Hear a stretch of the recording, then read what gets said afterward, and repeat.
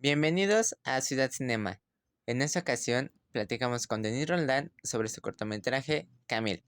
¿Cómo surgió la idea del corto? Pues la idea en realidad más bien es una petición al inicio. Mi hermana trabajaba en una organización para infancias, una ONG que aborda, que atiende a las infancias. Y me había pedido que armara una historia sobre la autoestima.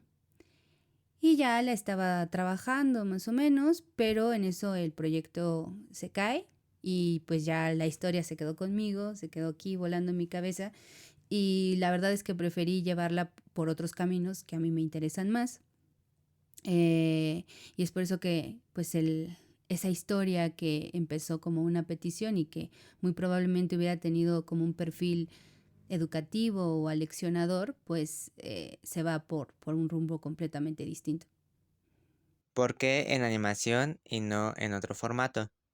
Bueno, porque la historia va de una pequeña niña que quiere encajar, ¿no? Que le cuesta trabajo relacionarse con los demás y que utiliza su gusto y sus habilidades, diría yo también, en la cocina para agradar, para conectar con ellos.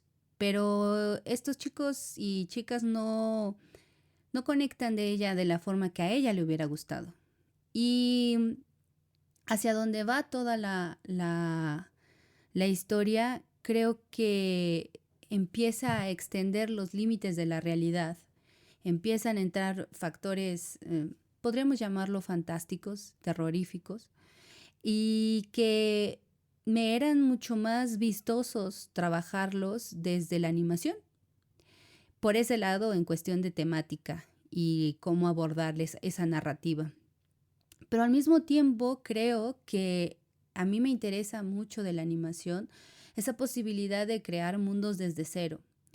Y con ese moldear de tu propio mundo visual, creo que también puedes hacer una declaración de, de cómo quieres que aborden tu historia y a tus personajes. En el caso de Camille, bueno, pues no, si ustedes conocen un poco del diseño que manejamos, pues es un estilo muy colorido, es un estilo infantil hasta cierto punto, ¿no? Nuestra compañera Gabriela Cermeño, quien hizo el concept art, pues siempre ha tenido una estética muy cute, por así decirlo. Y eso nos ayudaba mucho a que fuera un gancho visual y que poco a poco eso se fuera transformando por la misma temática y por la intención que yo quería, con la intención con la que yo quería abordar el tema de la soledad y de principalmente, que siempre lo he dicho, Camille es una metáfora de qué tanto damos de nosotros mismos con tal de complacer a los demás.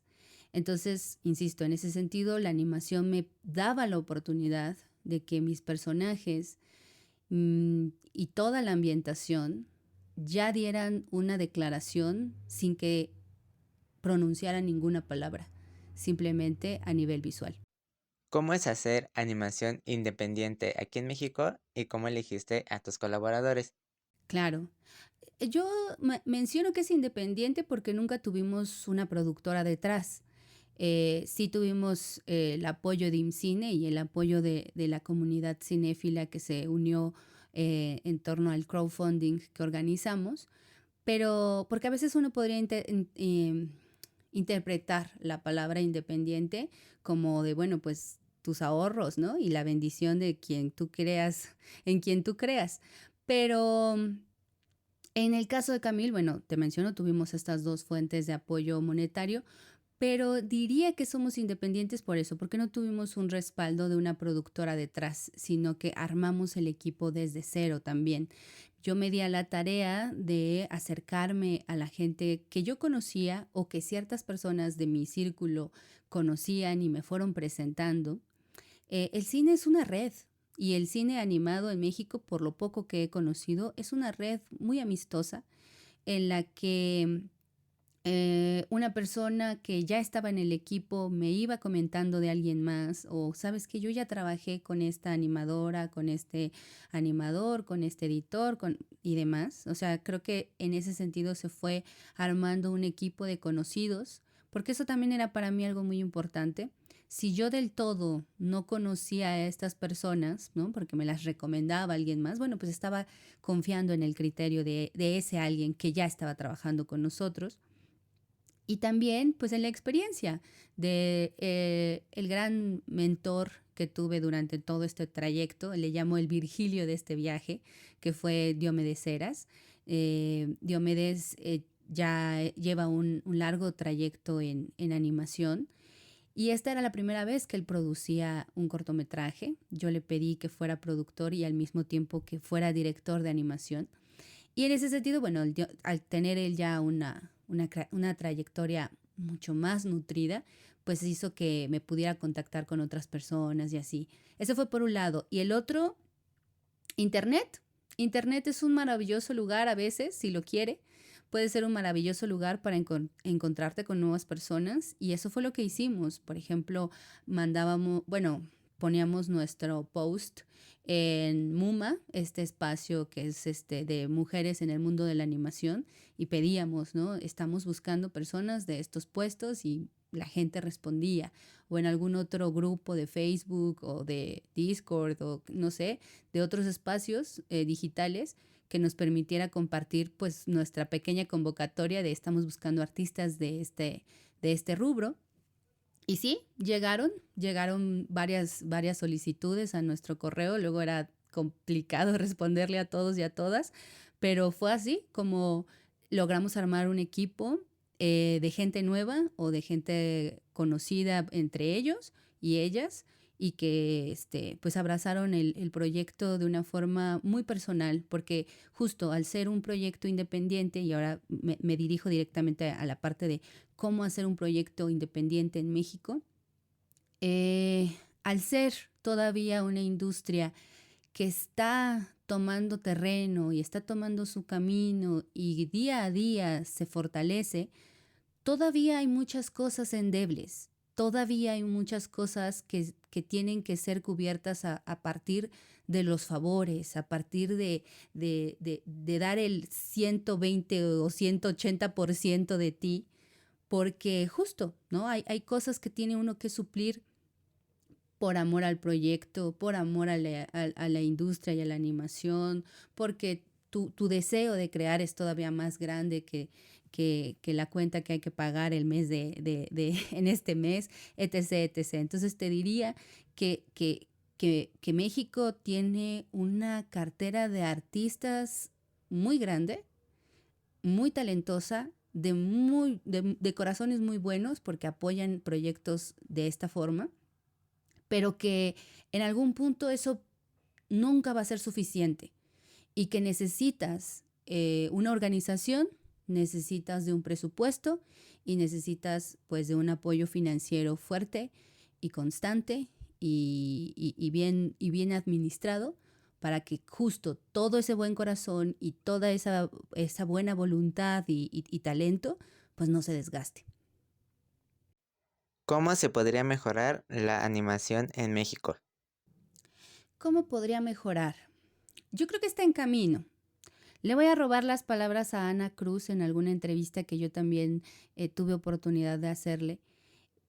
Ana Cruz es productora de animación del estudio Casiopea y ella decía que una de las cosas que hace falta es tiempo. Y comparto esa opinión en el sentido de que está llegando una nueva generación de realizadores audiovisuales que ya se formaron en la animación. Muchos de la generación anterior se fueron formando en otras disciplinas y aplicaron esos conocimientos en hacer animación. Mientras que ahorita está llegando generaciones de personas que se están formando en animación como tal, ¿no? O sea, que ciertas carreras ya están dando a sus egresados y egresadas que están enfocadas en la animación. Pero también podría decirte que se necesita todavía más tiempo No solo para que esas generaciones pues empiecen a producir, sino también en empezar a sistematizar y empezar a construir todos los como empezar a definir y concretar y respetar todas estas otras áreas de las cuales también depende la animación. La animación a veces se confunde como qué hermoso diseño de personajes, qué propuesta tan artística de todo este mundo visual. Sí, eso es primordial. Muy probablemente eso es lo que te va a generar una IP reconocible a nivel merchandising, que eso es otra de las cosas que la animación estadounidense, por ejemplo, lo sabe manejar muy bien y por eso puede seguir siendo un medio rentable crear animación, un negocio rentable más bien. Entonces, sí, eso es importante, pero no se va a sostener si esa otra parte no tiene una narrativa coherente, si esa otra parte no tuvo una producción que pensara un flujo de trabajo que fuera lo idóneo para para la producción que estás armando. Eso no va a dar frutos si no tienes un área de distribución que pueda ¿cómo se dice esto? Que pueda garantizar que tu proyecto se va a ver en más de una pantalla, en más de la pantalla de tu computadora, por ejemplo. Eso no va a ser suficiente si no tienes a un grupo de sonido que también se esté dedicando a darle ese otro 50% a tu película que de paso es animación. Se nos olvida que la animación es cine y como tal necesita de aprendizajes de montaje, necesita de aprendizajes de sonido, necesita de todas las herramientas audiovisuales de las cuales ya hace uso el cine live action y el cine documental, y que a veces en animación dejan mucho de lado solo por un arte bastante agradable y reconocible. Entonces, eso creo yo. Hace falta tiempo para afianzar y para reconocer que el cine animado es más allá de lo que estamos viendo. Y que al mismo tiempo nos pongamos el interés de que la parte artística es importante, pero también la parte administrativa. Nunca una persona se puede dividir en 1800 partes y en esas 1800 partes dar el 100%. En mi experiencia te diría que al tener que jugar tantos roles, en algún punto terminé desgastada. Me decía por ahí una persona que está tratando de armar una distribuidora de cortometrajes y demás, me decía, bueno, ¿qué sigue? ¿Qué sigue en la vida de los cortometrajes? Y yo le comentaba, pues obvio, ¿no? Que se vea, que esté en diferentes espacios. Casi siempre los cortometrajes en donde tienen oportunidad de verse son en los festivales. Muy pocas plataformas de streaming aceptan distribuir o más bien exhibir tu cortometraje. Más bien eso se mueve mucho más en internet, como de abierto, ¿no? YouTube, Vimeo y demás. Pero, pero a lo que voy era que yo le decía que eso es lo que sigue, pero también para mí llegaba un punto en el que le decía, en una de esas, ya no sé si voy a lograr todo eso porque ya estoy tan cansada que por eso uno de repente se te va la convocatoria de tal y se te va el contrato de tal porque uno no puede ver todo. Entonces, también creo que hace falta darnos a la tarea de entender que se necesitan puestos administrativos y logísticos en una industria, o bueno, en un medio que se quiere convertir en industria. Porque así, zapatero a tus zapatos. Y no porque no puedas ser multidisciplinario, no, sino porque no puedes hacerlo todo y no puedes saberlo todo. Y habrá otras personas que ya tengan fogueados sus conocimientos para distribuir este cortometraje y yo no lo sé. Y yo los tengo que aprender sobre la marcha y una de dos, o me voy a desgastar o me voy a tardar el triple porque desconozco eso que ellos y ellas ya saben. Entonces, para mí, en resumen, es eso. Hace falta creernos que si es esto algo que queremos hacer crecer, se necesita más que el interés por crear, las ganas de hacerlo, por supuesto, y esa beta creativa.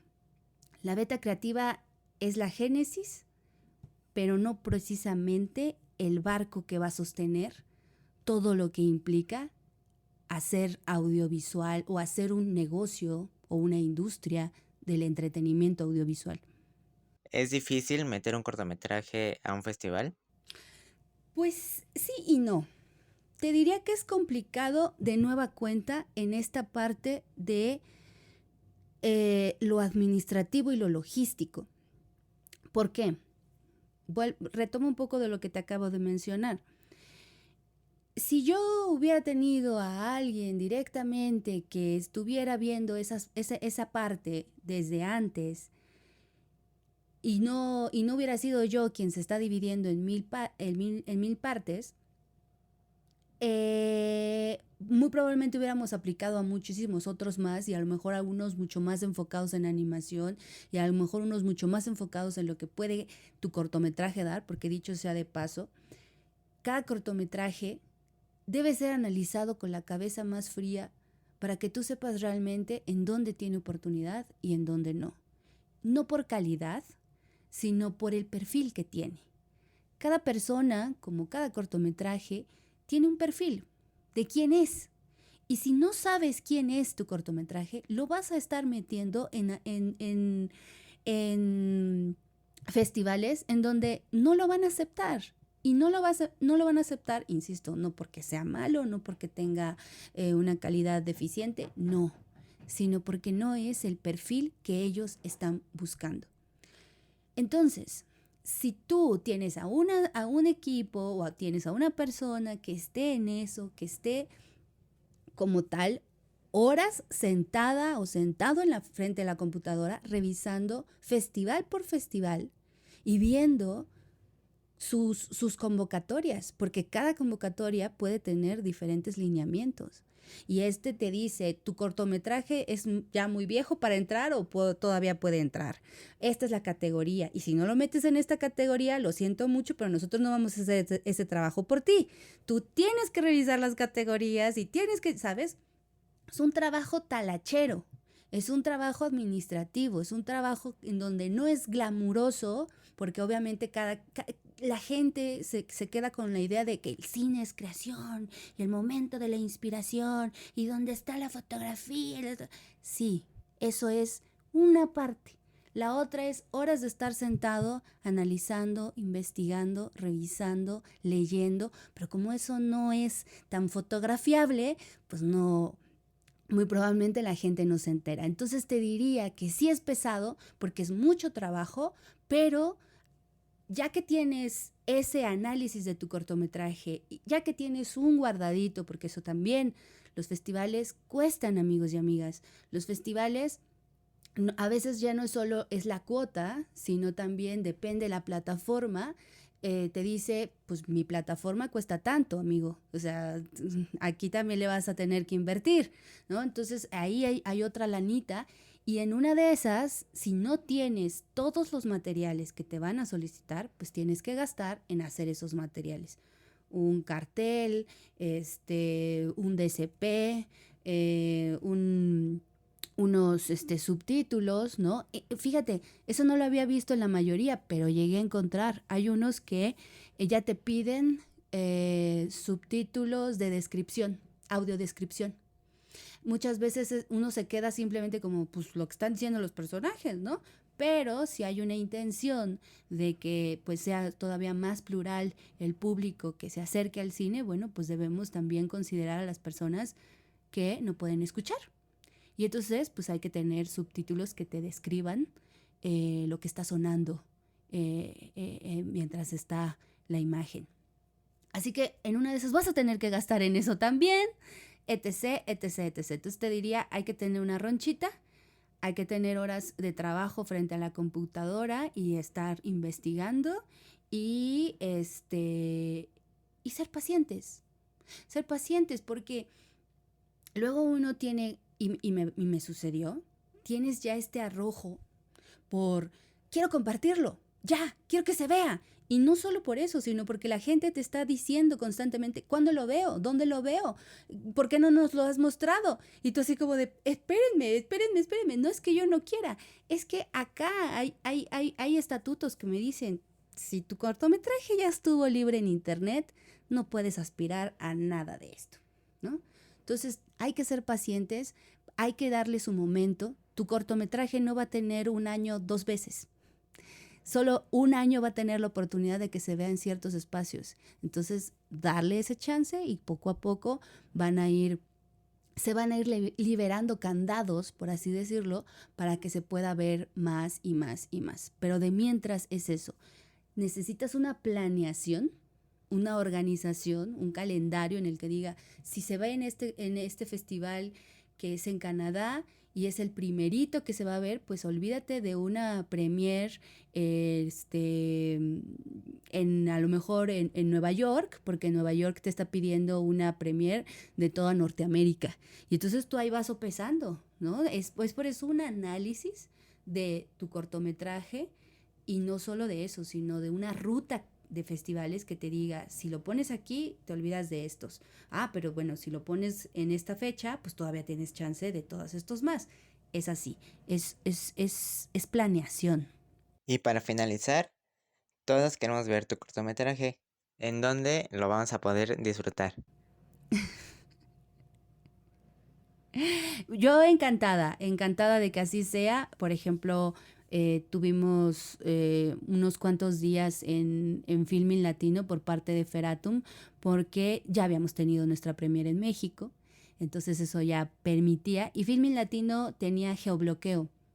Ese es un concepto que también hay que tenerlo ahí como muy presente, en el que hay ciertos espacios que te dicen, sí se va a ver en línea, pero solo está permitido para esta región. Y entonces sigue siendo útil para otros espacios, ¿no? Que en donde te dicen, bueno, ya está con geobloqueo para México, pero todavía puede tener una premiere en Canadá, por ejemplo, ¿no? Que hasta el momento no hemos tenido un festival en Canadá. Entonces te diría que todavía nos resta un 2024 con otros festivales. Todavía no conseguimos premiere en Asia, por ejemplo. Yo estoy buscando y una premiere ya sea en Japón o en Corea, a ver si tenemos oportunidad. Pero bueno, te diría que todavía resta unos cuantos meses para que pueda estar ahora sí libre por completo en internet o en un espacio mucho más amplio. Y también por una política que me parece muy saludable de IMCINE, con la cual yo tengo esta vertiente del acuerdo, en el que por 3 años, perdón, yo puedo utilizar el cortometraje en diferentes espacios, ¿no? Porque yo conservo los derechos patrimoniales del trabajo y eso me permite a mí, durante esos 3 años, moverlo en diferentes espacios. Posterior a esos 3 años, al ser un proyecto, pues obviamente hecho con dinero público, pues le pertenece a la gente. Así que va a estar en todos los circuitos que tengan que ver con circuitos culturales mexicanos, así por toda la República, posterior a estos 3 años. Ahí sí, para que veas, ya se puede liberar completamente a todo. Y eso sería todo. Nos vemos en la próxima.